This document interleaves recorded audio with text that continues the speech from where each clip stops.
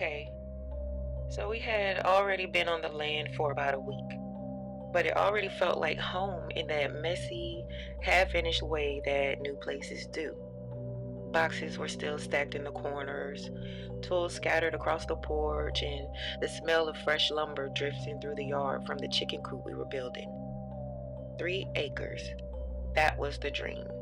Space to breathe, space to grow, space to finally build the homestead we had been talking about for years. And after everything that happened back in the neighborhood, we needed space. The nearest neighbors were like a half a mile away, close enough to reach if we got into any trouble, but far enough away that you couldn't hear their dogs bark unless the wind was carrying it just right. It was quiet out here. A different kind of quiet, not empty, just quiet. The woods at the back of the property were the thickest part.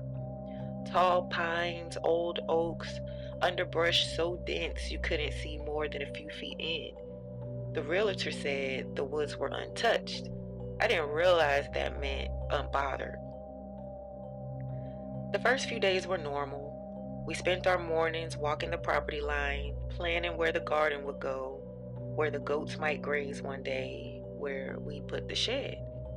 My husband was excited, measuring tape in one hand, coffee in the other, talking about fencing and irrigation like a man who finally had room to dream. But every time we got close to the tree line, I felt something. Danger, fear, just a heaviness. Like the woods had eyes and they were waiting to see what kind of people we were. But I brushed it off. New land, new sounds, new everything. But then the nightmares started. The first one came 3 nights after we started building the chicken coop. I dreamed I was standing in the yard, the grass cold and wet under my feet. The moon was bright, but the woods were pitch black, darker than they should have been, like the shadows were layered on top of each other. I heard something moving between the trees, not like footsteps from an animal, just movement, a slow dragging sound, like something was pulling itself forward through leaves. In the dream, I tried to step back, but my feet wouldn't move. It felt like the ground was holding me in place. Then the dragon got closer and closer and closer. Then it stopped, right at the edge of the trees.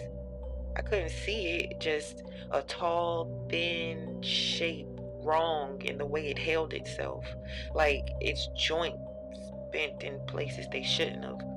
And then it whispered my name, loud and angry, just terrible.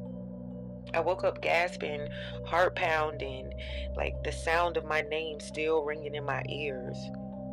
I told myself it was just stress, new house, new responsibilities, new everything. But the next night, the dream came back. Same darkness, same dragon sound, only this time, the shape stepped out of the trees. It didn't walk, it like unfolded, like it had been pressed flat against the darkness and was peeling itself free. I could barely see its face, just these owl eyes and teeth, too many teeth, and long limbs, and a body that didn't move like anything I'd ever seen. It stood at the edge of the yard, head tilted, watching me like it was waiting for something. When I woke up, the bedroom window was open. I know I didn't open it. Well, by the end of the week, I had the dream about 4 times, and each one clearer than the last, each one ending with that shape standing a little closer to the house. I didn't tell my husband at first because I didn't want to sound crazy, and I didn't want to ruin the excitement of building our little homestead. But on the seventh night, I woke up convinced something was standing outside the window. I didn't hear anything, but I felt it, that same heaviness from the woods pressing against the glass. So I got up and walked towards the window and looked out into the yard. The woods were darker than they should have been, like it was veiled in darkness, blocking the moonlight. The next morning, We went out to keep building the coop, and I noticed something in the dirt near the fence, a print. It wasn't human or animal, just a single deep impression in the soil, long, pointed, and facing the house.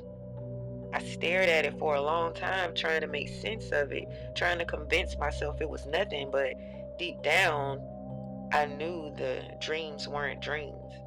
Something in those woods had noticed us.